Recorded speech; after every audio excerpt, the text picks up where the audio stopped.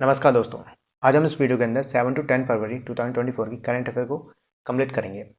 इस वीडियो के अंदर 15 एमसीक्यूज और स्टैटिक जीके पीवाईक्यूज है। पीवाईक्यूज किससे रिलेटेड है? M S Swaminathan, PV Narasimha Rao, election commission, Kazakhstan, Indian Ocean, thermal power plant and pulses से रिलेटेड। ये सारे टॉपिक आपके करंट अफेयर में चल रहा है, स्टैटिक पार्ट है। तो यहाँ से जितने भी क्वेश्चन पूछे जा चुके हैं आपके एग्जाम्स के अंदर, वो सारे क्वेश्चन हम इसी वीडियो के अंदर कंप्लीट करेंगे। तो वीडियो काफ़ी इन्फॉर्मेटिव होने वाला है, तो वीडियो कंप्लीट कीजिएगा। फर्स्ट टॉपिक है हमारा भारत रत्न 2024। तो ध्यान रखना 2024 में भारत रत्न कितने लोगों को दिया गया है? 5 लोगों को दिया गया है। उनके नाम आपको याद रखने हैं, डायरेक्ट क्वेश्चन पूछा जाएगा। तो किन किन को दिया गया है देखते हैं एक बार। कर्पूरी ठाकुर, लाल कृष्ण आडवाणी, पीवी नरसिम्हा राव, चौधरी चरण सिंह और एम एस स्वामीनाथन। तो आपको याद रखना है भारत रत्न 2024 में 5 लोगों को दिया गया है। कर्पूरी ठाकुर, लाल कृष्ण आडवाणी, पीवी नरसिम्हा राव, चौधरी चरण सिंह और एम एस स्वामीनाथन। देखिए, पीवी नरसिम्हा राव, चौधरी चरण सिंह और एम एस स्वामीनाथन, ये तीनों पर्सनैलिटी काफ़ी इंपॉर्टेंट है और यहाँ से क्वेश्चन पूछे जा चुके हैं आपके एग्जाम्स में। तो जितने भी एग्जाम्स में पूछे जा चुके हैं क्वेश्चंस, वो हम सारे एक साथ करते हैं। क्वेश्चन में फर्स्ट, जो कि यूपी लोअर सब प्री 2015 के अंदर पूछा जा चुका है। The father of green revolution in the world is, father of green revolution in the world. तो इसका सही आंसर है Norman E Borlaug. Norman E Borlaug father of green revolution in the world. अगर मैं यहाँ वर्ल्ड काट दूँ और इंडिया लिख दूँ, father of green revolution in the India, यहाँ पे father of Indian green revolution, तो आंसर है एम एस स्वामीनाथन। ये क्वेश्चन काफ़ी बार पूछा जा चुका है, लेकिन मैं रिपीट नहीं कर सकता और मैं ये क्वेश्चन अपने आप लेकर आया था ताकि आप लोगों को डिफरेंस पता चल जाए कि father of green revolution in the world Norman E Borlaug है और father of green revolution in the India, तो आपको यही ध्यान रखना है वर्ल्ड का पूछा है, इंडिया का पूछा गया है।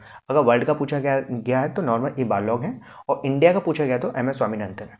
ठीक है, डायरेक्ट क्वेश्चन पूछा जाता है कि who is the father of Indian green revolution, तो M S Swaminathan. Next question हमारा यूपीपीएससी 2015 के अंदर पूछा चुका है। The term evergreen revolutions has been used for increasing agriculture production in India, why? तो इसका आंसर है एम एस स्वामीनाथन। ध्यान रखना, टर्म एवरग्रीन रेवोल्यूशन किसके द्वारा यूज किया गया है? एम एस स्वामीनाथन के द्वारा। ठीक है, तो evergreen revolution M S Swaminathan, जो कि father of Indian green revolution है। नेक्स्ट क्वेश्चन हमारा एमपीपीएससी 2005 के अंदर पूछा जा चुका है। Who are the Prime Minister of India at the time 73rd and the 74th Amendment to the Constitution of India pertaining to panchayat and नगर पालिकास? तो देखिए, तो इसका आंसर पीवी नरसिम्हा राव है। मैं आपको बताता हूँ, 73rd अमेंडमेंट एक्ट 1992, ये आपको स्पेशल याद रखना है, 1992 में लाया गया था। अगर आपको ये भी पता होता है कि पीवी नरसिम्हा राव 1992 में है, ठीक है, उससे रिलेटेड है, तो आप ये क्वेश्चन भी इजीली कर सकते हो। तो ध्यान रखना, आपको 73rd और 74th constitution amendment act 1992 PV Narasimha Rao के टाइम पे लाया गया था। और किससे रिलेटेड है? 73rd किससे रिलेटेड है? पंचायत से। और 74th किससे रिलेटेड है? म्यूनिसपैलिटी। देखो, पंचायती राज सिस्टम काफ़ी हॉट टॉपिक है, यहाँ से डायरेक्ट क्वेश्चन पूछे जाते हैं। तो आपको एक हल्की सी नॉलेज देता हूँ, आपको इससे रिलेटेड दूंगा। पंचायत कौन से शेड्यूल में है, पहले ये बताओ। पंचायती राज 11 शेड्यूल में है, ठीक, ये है शेड्यूल। और कौन से पार्ट में है? 9th पार्ट के अंदर है। आर्टिकल 243 से 243 ओ है, ठीक है, ये आपको याद रखना है। Panchayati Raj system mention in 11 schedule part 9, article 243 O से 243 से 243 ओ तक पंचायती राज। ठीक है, एक और क्वेश्चन पूछे जाते हैं यहीं से कि 73rd अमेंडमेंट एक्ट 1992 को कॉन्स्टिट्यूशन स्टेटस, मतलब कॉन्स्टिट्यूशन स्टेटस दे दिया गया था पंचायत से, किस कमेटी की रिकमेंडेशन से? फिर से समझते हैं, पंचायती राज सिस्टम को कॉन्स्टिट्यूशन अमेंडमेंट दे दिया गया था 73rd अमेंडमेंट एक्ट के द्वारा। तो ये कॉन्स्टिट्यूशन स्टेटस देने की जो बात की थी, ठीक है, कौन सी कमेटी के रिकमेंडेशन से हुआ था? ठीक है, पंचायती राज सिस्टम को कॉन्स्टिट्यूशन स्टेटस किस कमेटी के रिकमेंडेशन से दिया गया था? तो उस कमेटी का नाम था L M. Sanghvi committee. L M. Sanghvi committee, तो आपको याद रखना है एल.एम. संघवी कमेटी के रिकमेंडेशन से 73rd और 74th अमेंडमेंट को इंट्रोड्यूस किया गया था कॉन्स्टिट्यूशन के अंदर। उस टाइम पे पीएम कौन थे? पीवी नरसिम्हा राव। ठीक है, और समझ में आ गया मैं क्या कहना चाहता हूँ? मैं ये कहना चाहता हूँ कि एल.एम. संघवी कमेटी के रिकमेंडेशन से 73rd और 74th अमेंडमेंट एक्ट 1992 को इंट्रोड्यूस किया गया था, जो कि किससे रिलेटेड है? 73rd रिलेटेड टू पंचायत और 74 रिलेटेड टू नगर पालिका, मतलब म्यूनिसपैलिटी। अब म्यूनिसपैलिटी की बात करते हैं, तो म्यूनिसपैलिटी कौन से शेड्यूल में है? तो 12th शेड्यूल में है। कौन से पार्ट में है? 9th का ए में। और कौन से आर्टिकल है? 243 पी से लेके 243 चैट जी तक। तो आपको ये सारी चीज़ें याद रखनी है कि municipality 12 schedule part 9th A articles 243 P से लेकर 243 जेड जी किसके टाइम पे आया गया था, उस टाइम पे प्राइम मिनिस्टर कौन थे, PV Narasimha Rao. Next question हमारा IAS प्री 2007 के अंदर पूछा चुका है। Who among the following wrote a book Ayodhya 6 दिसंबर 1922। देखिए अयोध्या 6 दिसंबर 1922 काफ़ी इंपॉर्टेंट है। इंपॉर्टेंट क्यों है, क्योंकि अयोध्या में राम टेम्पल बना है, आप लोगों ने देखा होगा, सुन रखा होगा। तो अयोध्या से रिलेटेड क्वेश्चंस काफ़ी इंपॉर्टेंट है। तो एक बुक लिखी गई है अयोध्या 6 दिसंबर 1992 किसके द्वारा, पीवी नरसिम्हा राव। तो ये भी याद रखना, पीवी नरसिम्हा राव भी टॉपिक में है और अयोध्या भी न्यूज़ में है, तो ये क्वेश्चन आ सकता है। तो ध्यान रखना कौन सी बुक है, अयोध्या 6 दिसंबर 1992 किसके द्वारा लिखी गई है, पीवी नरसिम्हा राव। आप लोगों ने न्यू इकोनॉमी पॉलिसी 1991 मतलब LPG पढ़ा होगा, ठीक है, लिबरलाइजेशन, प्राइवेटाइजेशन एंड ग्लोबलाइजेशन। तो उस टाइम पे प्राइम मिनिस्टर कौन थे, पीवी नरसिम्हा राव। एक बार क्वेश्चन ये भी पूछा जा चुका है, इस स्लाइड में है नहीं लेकिन मुझे याद आ रहा है। ध्यान रखना LPG पॉलिसी मतलब न्यू इकोनॉमी पॉलिसी 1991 में इंट्रोड्यूस की गई थी, तो उस टाइम पे प्राइम मिनिस्टर कौन थे, PV Narasimha Rao. Next question हमारा CDS 2010 के अंदर पूछा जा चुका है। Among the following Indian prime minister resign before facing a vote of no confidence in the Lok Sabha. तो बताइए लोकसभा के अंदर नो कॉन्फिडेंस मोशन को फेस करने से पहले कौन से प्राइम मिनिस्टर ने रिजाइन दे दिया था, तो इसका आंसर है चौधरी चरण सिंह। तो ध्यान रखना इंपॉर्टेंट है, चौधरी चरण सिंह के द्वारा लोकसभा में नो कॉन्फिडेंस मोशन को फेस करने से पहले ही रिजाइन दे दिया था, ठीक है, चौधरी चरण सिंह। अब देखिए नो कॉन्फिडेंस मोशन से 2 या 3 तरीके से क्वेश्चन बनता है। पहला क्वेश्चन इस तरह से बनता है कि नो कॉन्फिडेंस मोशन कॉन्स्टिट्यूशन के अंदर मेंशन है, तो आंसर है नो, ठीक है, नो कॉन्फिडेंस मोशन कॉन्स्टिट्यूशन के अंदर मेंशन नहीं है। नो कॉन्फिडेंस मोशन टर्म, जो नो कॉन्फिडेंस मोशन है टर्म, वो कॉन्स्टिट्यूशन के अंदर मेंशन ही नहीं है। पहला, नो कॉन्फिडेंस मोशन क्या राज्यसभा के अंदर पास किया जा सकता है, मतलब इंट्रोड्यूस किया जा सकता है, तो आंसर है नो। तो आपको याद रखना है no confidence motion only introduce in Lok Sabha. No confidence motion को लोकसभा में ही इंट्रोड्यूस किया जाता है और लोकसभा टर्म है वो कॉन्स्टिट्यूशन के अंदर मेंशन नहीं है, तो काफ़ी इंपॉर्टेंट है, ध्यान रखिएगा। क्वेश्चन ये मैं लिखना भूल गया कि कहाँ पर पूछा गया था, कोई बात नहीं। वो among the following was were chief minister before becoming the prime minister. ये काफ़ी इंपॉर्टेंट है, अगर आप लोगों ने एग्जाम दे रखे होंगे, बहुत मतलब अगर नॉलेज होगी आपको, अगर आपने MCQs कर रखे होंगे तो आपको ये पता होगा कि ये काफ़ी इंपॉर्टेंट क्वेश्चन है। कौन डायरेक्ट पूछा जाता है कौन से CM थे जो प्राइम मिनिस्टर बने हैं, तो इसको करने के लिए मतलब ऐसे क्वेश्चन को सॉल्व करने के लिए एक ट्रिक है। ट्रिक क्या है, BP राव गोचरणदेश मोदी, BP राव गोचरणदेश मोदी, काफ़ी इंपॉर्टेंट ट्रिक है।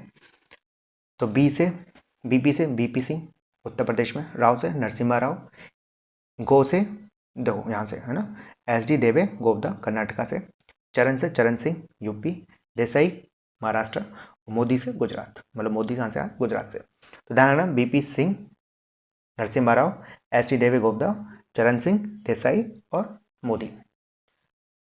देखिए फिर से करते हैं, who among the following was were chief minister before becoming the prime minister.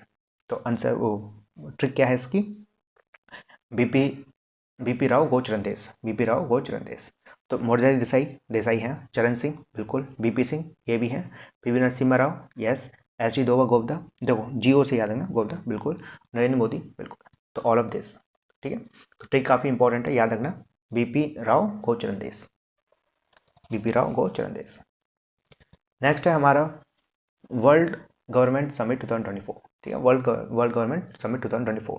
Direct question पूछा जा सकता है कि कहाँ पर ऑर्गेनाइज की जा रही है, कहाँ पर हेल्ड हो रही है, दुबई में, ठीक है। वर्ल्ड गवर्नमेंट समिट कहाँ पर ऑर्गेनाइज की जा रही है, दुबई में।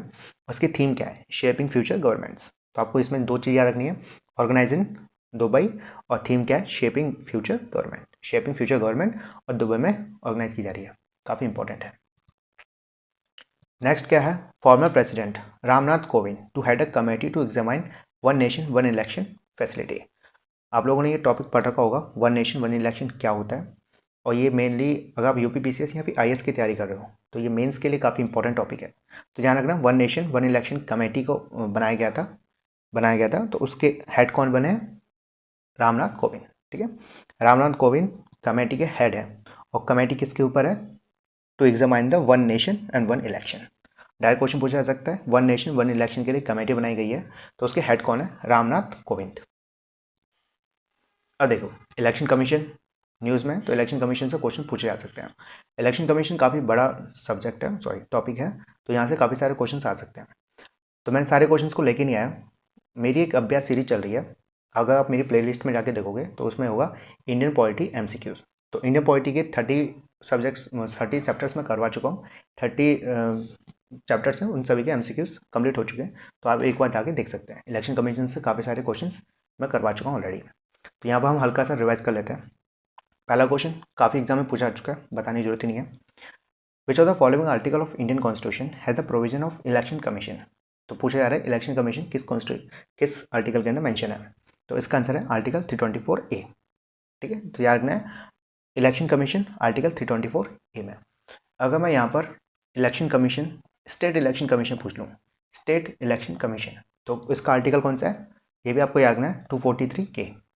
ठीक है, इलेक्शन कमीशन ऑफ इंडिया तो 324A, और स्टेट इलेक्शन कमीशन 243K, ये काफ़ी इंपॉर्टेंट है।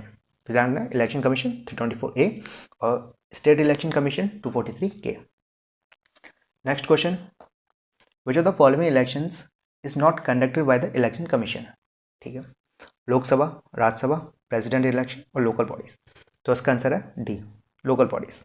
देखो क्वेश्चन मतलब लैंग्वेज चेंज करके दी जा सकती है, जैसे कि पंचायत के और म्यूनिसिपैलिटी के, यहाँ पे लोकल बॉडीज़ के इलेक्शंस कौन कंडक्ट करवाता है, ध्यान रखना स्टेट इलेक्शन कमीशन। अगर आप पंचायती राज सिस्टम पढ़ रहे होते हैं तो वहाँ पर क्वेश्चन कैसे पूछा जाता है कि पंचायत के इलेक्शंस कौन कंडक्ट करवाता है, किसके द्वारा हेल्ड किए जाते हैं, तो ध्यान रखना state election commission. Local bodies के इलेक्शंस कौन कंडक्ट करवाता है, state election commission, mention in article 243K। Election commission कौन से मतलब किस किस के इलेक्शंस कंडक्ट करवाता है, Lok Sabha, Rajya Sabha, president, vice president, ये भी रखना है, और स्टेट लेजिस्लेटिव असेंबली। ठीक है, तो याद रखना है आपको election commission conduct the elections of Rajya Sabha, Lok Sabha, president, vice president, legislative assembly, councils के भी करवाता है। नेक्स्ट क्वेश्चन पूछा जा चुका है 2020-19 के अंदर, who are the first women to become a chief election commission of India. ठीक है, तो काफ़ी इंपॉर्टेंट है वो फर्स्ट वुमेन पूछा जाता है और काफ़ी बार पूछा भी गया है। हर किसी एग्जाम्स को मैं लिख नहीं सकता, ठीक है, बस क्वेश्चन की गहराई को समझो। तो बताइए first women to become a chief election commission of India, तो इसका आंसर है वीएस रमा देवी। ठीक है, आपको याद रखना है वीएस रमा देवी पहली महिला थी जो कि चीफ इलेक्शन कमिश्नर बनी थी। ठीक है, फर्स्ट चीफ इलेक्शन कमिश्नर कौन थी, वीएस रमा देवी। ठीक है, क्वेश्चन 2010 के अंदर पूछा चुका है, which constitution amendment reduce the voting age from 21st year to 18 year. पूछा जा रहा है कि कौन से कॉन्स्टिट्यूशन अमेंडमेंट एक्ट के द्वारा वोटिंग एज को रिड्यूस कर दिया गया था 21 से 18, तो इसका सही आंसर है 61st अमेंडमेंट। ध्यान रखना, अरे रुको 61st अमेंडमेंट एक्ट 1989। ठीक है, 61st अमेंडमेंट एक्ट 1989 के द्वारा जो वोटिंग एज थी उसको रिड्यूस कर दिया था 21 से 18। ठीक है, 21 से 18, तो आपको ये याद रखना है 61st। अच्छा, इससे एक क्वेश्चन याद आया मेरे को। देखो इलेक्शन कमीशन है वो सिंगल मेंबर बॉडी है या मल्टी मेंबर बॉडी है, तो ध्यान रखना है आपको election commission multi member body है 1988 तक। ठीक है, 1988 से पहले सिंगल मेंबर बॉडी था, लेकिन 1988 के बाद मल्टी मेंबर बॉडी हो गया। क्यों हुआ मल्टी मेंबर बॉडी, क्वेश्चन पूछा जा चुका है इसलिए बता रहा हूँ। क्योंकि 61st अमेंडमेंट एक्ट लाने वाले थे कब, 1989 में। ठीक है, तो उससे क्या होता है, उस पर इलेक्शन कमीशन के ऊपर वर्किंग लोड ज़्यादा बढ़ जाता है। क्यों, क्योंकि 21 ईयर से 18 ईयर्स कर दी थी। 61st अमेंडमेंट एक्ट 1989 ने वोटिंग एज को रिड्यूस कर दिया गया था from 21st year to 18 year. ठीक है, तो इससे क्या होता है इलेक्शन कमीशन के ऊपर वर्कलोड ज़्यादा बढ़ जाता है, तो इसलिए इलेक्शन कमीशन को मल्टी मेंबर बॉडी बना दिया था। ठीक है, 1988 से पहले इलेक्शन कमीशन में ओनली एक मेंबर था, लेकिन 1988 के बाद उसको 3 मेंबर बॉडी बना दिया। ठीक है, तो अभी election commission is a multi member body. तो क्वेश्चन पूछा जा चुका है। नेक्स्ट क्वेश्चन काफ़ी एग्जाम्स में पूछा जा चुका है, right to vote and right to be elected in India is a, ये काफ़ी इंपॉर्टेंट है। राइट टू वोट और right to be elected in India is a constitution right है, फंडामेंटल राइट है, लीगल राइट है, या फिर नॉन ऑफ द अबव है, तो इसका ध्यान रखना it is a legal right. ठीक है, तो right to vote is a legal right, right to be elected is a legal right. Next है हमारा, sorry, India and Bangladesh declare joint championship of SAFF under 19 women championship. SAFF का क्या है? South Asian football federation, South Asian football federation under 19 women championship हो रही है। तो वहाँ पर चैंपियन कौन बने? इंडिया बांग्लादेश। इंपॉर्टेंट है, डायरेक्ट पूछा जा सकता है। इसको लेके टॉस कंट्रोवर्सी हुई थी इसको लेके, तो ध्यान रखना, India Bangladesh declare joint championship of south Asian football federation under 19 women championship. Next क्या है? 7th Indian ocean conference 2024। ठीक है, थीम क्या है? Toward A stable and sustainable Indian ocean. Important है, डायरेक्ट पूछा जा सकता है कि 7th इंडियन ओशन कॉन्फ्रेंस कहाँ पर हो रही है? तो ध्यान रखना, ऑस्ट्रेलिया में। ठीक है, ऑस्ट्रेलिया के अंदर 7th इंडियन ओशन कॉन्फ्रेंस 2024 को ऑर्गेनाइज किया जा रहा है। 7th इंडियन ओशन कॉन्फ्रेंस पूछा जा सकता है। अब देखो, इंडियन ओशन काफ़ी इंपॉर्टेंट है, यहाँ से क्वेश्चन पूछे जा चुके हैं, करते हैं। In which of the following ocean the Diamantine trench situated. Direct question पूछा है, किस ओशियन के अंदर डायमंटाइन ट्रेंच लोकेटेड है। आप लोगों ने ट्रेंचेस पढ़ रखे होंगे, जैसे मरीना ट्रेंच पढ़ रखा होगा, है ना, जावा ट्रेंच पढ़ रखा होगा। इसी तरह से आपको बताना है कि डायमंटाइन ट्रेंचेस कहाँ पर है, तो इसका आंसर है इंडियन ओशियन। इंडियन ओशियन के अंदर डायमंटाइन ट्रेंचेस है। जावा ट्रेंचेस कहाँ पर है? इंडियन ओशियन में। 90 ईस्ट रिज कहाँ पर है? 90 ईस्ट रिज, ठीक है, वो भी इंडियन ओशियन में। Name the place, next question, name the place in India where the Bay of Bengal, Arabian C and Indian Ocean meets. ठीक है, तो बताइए कहाँ पर Bay of Bengal, Indian Ocean और अरेबियन सी आपस में मिलते हैं, जॉइंट होते हैं, मीट होते हैं। तो इसका सही आंसर है कन्याकुमारी। इंपॉर्टेंट है, झारखंड के अंदर पूछा जा चुका है। ठीक है, तो bay of Bengal, Arabian C and Indian ocean meet at Kanyakumari. Next question लिखना भूल गया, किस एग्जाम में पूछा जा चुका है, कोई बात नहीं। The cold current flowing in the Indian Ocean is. Cold current Indian Ocean की बात कर रहे हैं, ठीक है, तो हम सारे कोल्ड करंट्स को पढ़ेंगे, मतलब सभी करंट्स को पढ़ते हैं। अगुलहास करंट कहाँ पर है? देखो, आपको करंट के बारे में 3-4 चीज़ें याद रखनी है कि पहले वो वार्म है, यहाँ पे कोल्ड है पहला, और दूसरा किस ओशन के अंदर वो फ्लो कर रही है। तो अगुलहास करंट पहले हम बात करते हैं अगुलहास करंट की, ये इंडियन ओशन के अंदर है, इंडियन ओशन के अंदर है, बिल्कुल सही है अगुलहास। क्या ये वार्म करंट है, कोल्ड है? तो ध्यान रखना, Agulhas is a warm current. ठीक है, तो अगुलहास करंट इंडियन ओशन के फ्लो करती है और ये वार्म करंट है। फिर बात करते हैं हम कैनरी करंट की। कैनरी करंट कोल्ड करंट है और कहाँ पर फ्लो करती है? नॉर्थ अटलांटिक ओशियन में। ठीक है, फाकलैंड करंट, फाकलैंड करंट कैसी है? कोल्ड करंट है, कहाँ पर है? साउथ अटलांटिक ओशियन में, तो ये भी नहीं है। अब बचता हमारा waste Australian current. Waste Australian current ये हमारी कोल्ड करंट है और इंडियन ओशियन में फ्लो करती है, और ये क्वेश्चन पूछा जा रहा है कि cold current flow in the Indian ocean, तो option D is the correct answer. अगर आपसे ये पूछा था कि वार्म करंट, ठीक है, तो आंसर क्या होता? अगुलास करंट। तो आपको याद रखना है, इंडियन ओशियन के अंदर 3-4 तरह की करंट्स फ्लो होती हैं। अगुलास करंट जो कि वार्म करंट है और इंडियन ओशन में है, फिर है वेस्ट ऑस्ट्रेलियन करंट जो कि कोल्ड करंट है, इंडियन ओशन में फ्लो करती है, एक और है मोज़म्बिक्यू करंट, मोज़म्बिक्यू करंट। मैंने एक अभ्यास सीरीज चलाई है, प्लेलिस्ट में जाके देखना आप, तो उसमें मैंने वर्ल्ड ज्योग्राफी PYQs करा रखे हैं, तो मैंने काफ़ी डिटेल में करंट ओशन करंट्स करवा चुका हूँ, तो आप एक बार जाके देख लीजिए, काफ़ी डिटेल में पढ़ाया मैंने। नेक्स्ट क्या है? ओल्जास बैंकतनोव, ठीक है, Olzhas Bektenov has been appointed as a new prime minister of Kazakhstan. Important है, डायरेक्ट पूछा जा सकता है कि कजाकिस्तान के न्यू प्राइम मिनिस्टर किसको अपॉइंट किया गया है, तो ध्यान रखना ओल्जास बैंकतनोव। अब देखो, कजाकिस्तान इंपॉर्टेंट है, यहाँ से क्वेश्चन पूछे जा चुके हैं। पहला क्वेश्चन BPSC 2019 के अंदर पूछा जा चुका है। Which one of the following country is the largest producer of uranium in the world. तो बताइए यूरेनियम का हाईएस्ट प्रोड्यूसर कौन है वर्ल्ड में, तो इसका आंसर है कजाकिस्तान।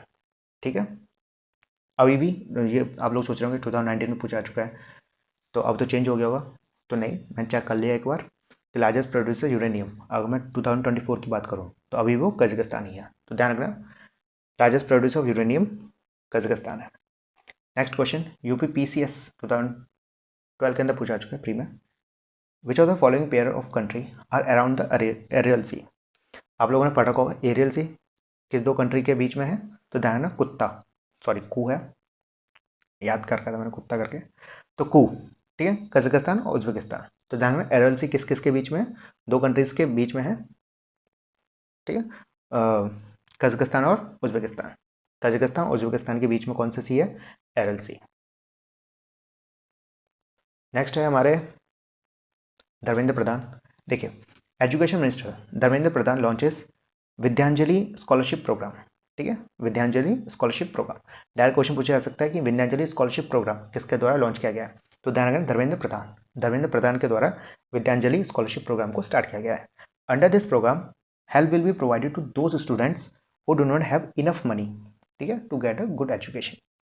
तो ध्यान रखना धर्मेंद्र प्रधान के द्वारा विद्यांजलि स्कॉलरशिप प्रोग्राम को स्टार्ट किया गया है, और किसके लिए किया गया है, उन बच्चों के लिए जिनके पास पैसा नहीं है अच्छी एजुकेशन को प्राप्त करने के लिए, ठीक है, धर्मेंद्र प्रधान। नेक्स्ट है, देखो,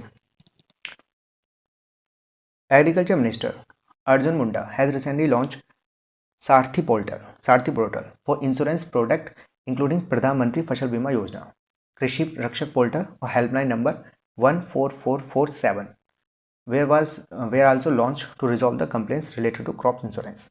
तो काफ़ी इंपॉर्टेंट है, डायरेक्ट पूछा जा सकता है कि सारथी पोर्टल, यहाँ पे कृषि रक्षक पोर्टल, यहाँ पे कौन सा हेल्पलाइन को स्टार्ट किया गया है। तो ध्यान रखना सारथी पोर्टल और कृषि रक्षक पोर्टल को किसके द्वारा लॉन्च किया गया है, अर्जुन मुंडा के द्वारा। अर्जुन मुंडा के द्वारा 2 पोर्टल्स को स्टार्ट किया गया है, सारथी पोर्टल और कृषि रक्षक पोर्टल। देखो यहाँ पे एक स्कीम है, योजना है प्रधानमंत्री फसल बीमा योजना, जो कब इनिशिएट की गई थी, 2016 में। आपको ये भी याद रखना है, PM के द्वारा, नरेंद्र मोदी के द्वारा 2016 में प्रधानमंत्री फसल बीमा योजना को स्टार्ट किया गया था, ठीक।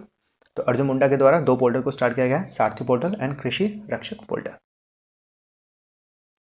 Next, Pyarelal Sharma honour with the Lakshmi Narayan international award. ध्यान रखना Lakshmi Narayan international award music के लिए दिया जाता है, तो लक्ष्मी नारायण इंटरनेशनल अवार्ड किसको दिया गया है, प्यारेलाल शर्मा। इंपॉर्टेंट है, डायरेक्ट पूछा जा सकता है, ठीक है। तो याद रखना प्यारेलाल शर्मा को लक्ष्मी नारायण इंटरनेशनल अवार्ड दिया गया। नेक्स्ट है वर्ल्ड पल्सेस डे 10 फरवरी को सेलिब्रेट किया जाता है। तो याद रखना डायरेक्ट पूछा जा सकता है कि वर्ल्ड पल्सेस डे कब सेलिब्रेट किया जाता है, 10 फरवरी। इसकी थीम क्या है, थीम इंपॉर्टेंट है, थीम भी पूछ लिया जाता है। तो theme is pulses nourishing soils and peoples, ठीक है। थीम क्या है, pulses nourishing soil and peoples.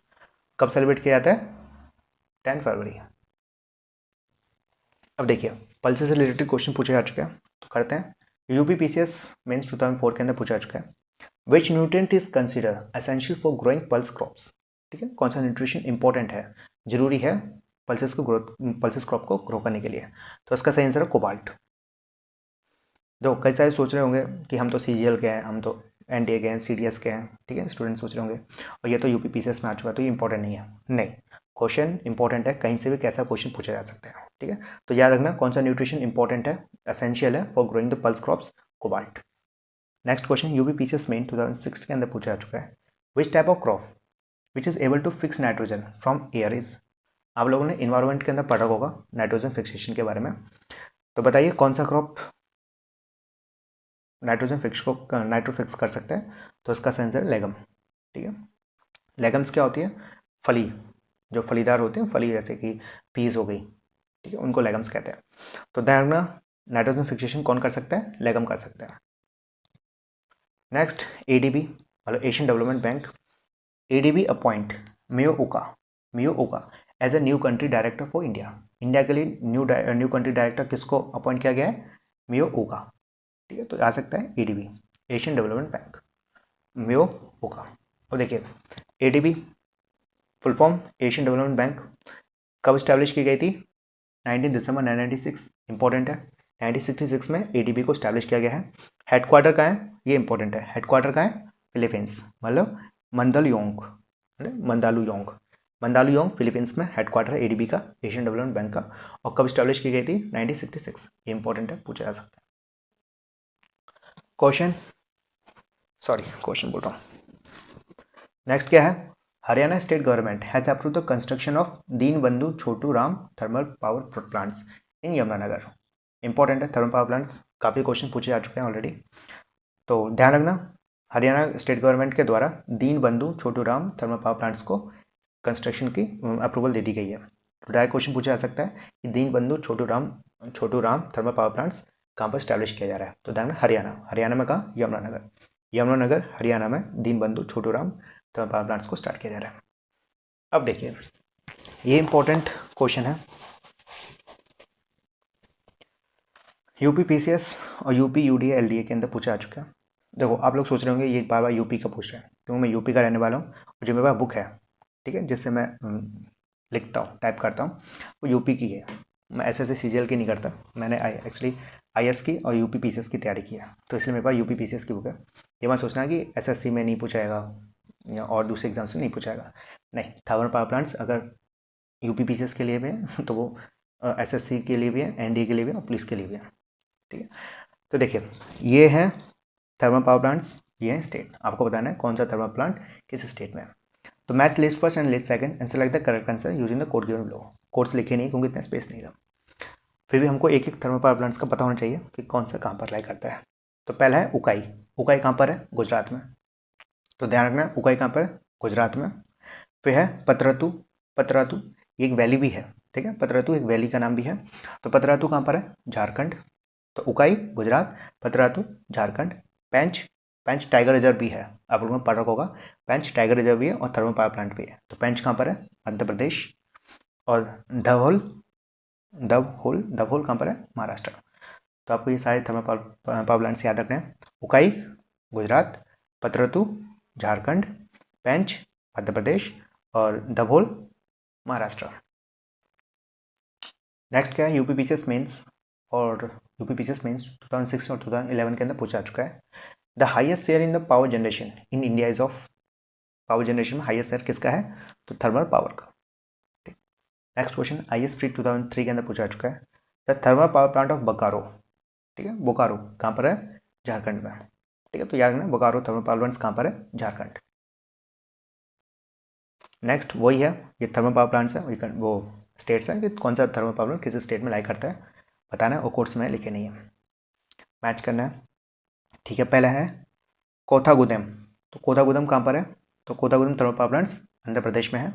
Raichur Karnataka, Mettur Tamil Nadu, ठीक है, मैथुर तमिलनाडु है, और वंकबोरी गुजरात। तो आपको ये सारे थर्मल पावर प्लांट्स याद रखने हैं। कोथागुडेम आंध्र प्रदेश, रायचूर कर्नाटका, मैथुर तमिलनाडु और वंकोबरी गुजरात, ठीक है। नेक्स्ट है Iran announces visa free travel for Indian citizens. Currently 27 countries provide visa free entry to Indian citizens. These countries include countries like Malaysia, Indonesia and Thailand. Important है, direct पूछा जा सकता है किस कंट्री के द्वारा रिसेंटली इंडियन सिटीजन को allowed कर दिया गया है वीजा फ्री ट्रैवल के लिए। तो ध्यान रखना ईरान कंट्री, ठीक है, ईरान कंट्री ने अनाउंस कर दिया गया है कि इंडियंस आप लोग मतलब वीजा फ्री ट्रैवल कर सकते हो, एंटर कर सकते हो, टूरिज्म का लाभ उठा सकते हो विदाउट वीजा, ईरान ने, ठीक है। नेक्स्ट क्या है? यूएई, ठीक है, UAE grants golden visa to super 30 founder Anand Kumar. Important है, आप लोगों ने मूवी देख रखी होगी आनंद कुमार की। तो आनंद कुमार आईआईटी के लिए पढ़ाते हैं, आईआईटी वाले बच्चों को, सुपर 30 के फाउंडर हैं। तो गोल्डन वीजा दिया गया है आनंद कुमार जी को, किसके द्वारा? यूएई के द्वारा, ठीक है। इंपॉर्टेंट डायरेक्ट क्वेश्चन पूछा जा सकता है कि यूएई के द्वारा गोल्डन वीजा किसको दिया गया है? तो आनंद कुमार, ठीक है, यूएई आनंद कुमार। अब हम करंट अफेयर के एमसीक्यूज करेंगे, स्टैटिक पीवाईक्यूज हमारे कंप्लीट हो गए, तो एमसीक्यूज करते हैं और मैं जल्दी जल्दी करूँगा इसका, ठीक है। पहला question, doctor M E Swaminathan will be awarded Bharat Ratna, he was famous person in which field. आप लोग जानते हो doctor M S Swaminathan, father of Indian green revolution, तो ये किससे रिलेटेड है? एग्रीकल्चर से। Next question, where will the world government summit 2024 be organised. तो वर्ल्ड गवर्नमेंट समिट कहाँ पर हो रही है? दुबई में। दुबई कहाँ पर है? यूएई में, ठीक है, यूनाइटेड अरब एमिरेट दुबई के अंदर है, सॉरी यूनाइटेड अरब एमिरेट कहाँ पर है? एमिरेट्स कहाँ पर है? दुबई में। दुबई यूनाइटेड अरब एमिरेट में है, ठीक है, सॉरी भाई। Next question, who is the chairman of one nation one election committee. आपको मैंने बताया था one nation one election committee को स्टैब्लिश किया गया है, तो उसका चेयरमैन कौन है? रामनाथ कोविंद, ठीक है, रामनाथ कोविंद। क्वेश्चन फोर्थ, हुआ डिक्लेयर जॉइंट विनर ऑफ एसएएफएफ। एसएएफएफ कौन है? फुल फॉर्म क्या है? South Asian football federation women championship, ठीक है, अंडर 19, तो किसके साथ है? इंडिया और बांग्लादेश। तो ध्यान रखना, SFF वुमेन चैंपियनशिप अंडर 19 कौन जीता है? इंडिया और Bangladesh. Question number 5, in which country will the 7th Indian ocean conference be organised? तो 7th इंडियन ओशन कॉन्फ्रेंस कहाँ हो रही है? ऑस्ट्रेलिया में। Question number 6, Olzhas Bektenov has been appointed as a new prime minister of which country? तो Olzhas बेनकतोव कहाँ के? ये कजाकिस्तान। एक बार क्वेश्चन पूछा जा चुका है, कजाकिस्तान की कैपिटल क्या है? तो ध्यान रखना, अस्ताना, ठीक है, Astana is the capital of Kazakhstan. और कजाकिस्तान के न्यू प्राइम मिनिस्टर अपॉइंट किया गया है किसको? ओल्जास बेनकतोव को, Bektenov. Question number 7, which portal has been recently launch by agriculture minister Arjun Munda? तो अर्जुन मुंडा ने 2 पोर्टल को लॉन्च किया गया है। पहला सारथी पोर्टल, ठीक है, सारथी पोर्टल को। Question number 8, recently which musician has been honoured with the Lakshmi Narayan international award? तो लक्ष्मी नारायण इंटरनेशनल अवार्ड किसको दिया गया है? Pyarelal Sharma. Question number 9, when is the world pulse day observe every year? तो वर्ल्ड पल्स डे 10 फरवरी, वर्ल्ड पल्स डे 10 फरवरी। Question number 10, who has been appointed as a new director of Asian development bank in India? तो Asian development bank हमने पढ़ रही थी 1966 में, और हेडक्वार्टर का है फिलीपींस। तो किसको अपॉइंट किया गया है? मियो ओका। Question number 11, in which state Deenbandhu Chhotu Ram thermal power plants located? Deenbandhu Chhotu Ram thermal power plants कहाँ पर है? हरियाणा। हरियाणा में कहाँ? यमुनानगर, हरियाणा में Deenbandhu Chhoturam thermal power plants को। क्वेश्चन नंबर 12, विच कंट्री है recently announced visa free travel for Indian citizens? तो इंडियन सिटीजन के लिए वीजा फ्री ट्रैवल किस कंट्री के द्वारा स्टार्ट किया गया है, अनाउंस किया गया है? तो आंसर है ईरान, ठीक है, ईरान की कैपिटल तेहरान। इंपॉर्टेंट है, पूछे आ चुके हैं। Question number 13, which Indian celebrity was recently granted golden visa of UAE? तो UAE का गोल्डन वीजा किसको दिया गया है अभी? तो आनंद कुमार, जो कि फाउंडर है सुपर 30 के, ठीक है, आनंद कुमार। तो ये लास्ट क्वेश्चन था हमारा। हमने काफ़ी इंपॉर्टेंट MCQs और PYQs कंप्लीट कर लिए। आशा करता हूँ ये वीडियो आपको पसंद आई हो। वीडियो पसंद आई तो प्लीज़ लाइक कर दीजिए। आपका एक लाइक, एक शेयर और एक कमेंट, ठीक है, हमारे चेहरे पे बहुत बड़ी स्माइल दे देता है। तो प्लीज़ मुझे सपोर्ट कीजिए, लाइक कीजिए, प्लीज़ कमेंट कीजिए, मुझे अब फीडबैक बताइए कि किस तरीके से मैं अपनी टीचिंग स्किल्स को और इम्प्रूव कर सकता हूँ। तो आपको जो भी कमी दिख रही है या फिर आपको लगता है कि अगर आपकी वीडियो में ये सब और ऐड कर दिया जाए तो इससे और ज़्यादा इम्प्रूव होगी और ज़्यादा आपको हेल्प मिलेगी, तो आप मुझे प्लीज़ कमेंट करके बता सकते हो। तो चलो ठीक है, आशा करता हूँ आप लोगों को पसंद आई हो। जी नमस्कार।